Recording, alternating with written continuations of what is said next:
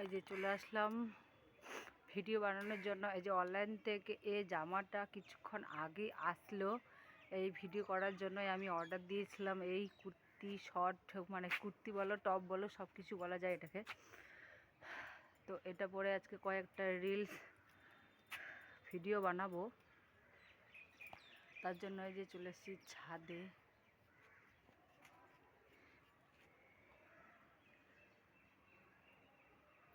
তো চলো এখন কয়েকটা আগে ভিডিও বানিয়ে নিই, তারপরে যাব নিচে। আর আজকের এই যে আবহাওয়াটা দেখতে পাচ্ছ খুবই একটুখানি ভালো, খারাপ বলবো না, কারণ রোদ্রটা আজকে খুব দেরি করে উঠলো। সকালে একটুখানি সূর্যের দেখা দিল, তারপরে সূর্য উধাও আর দেখতে পাচ্ছি না।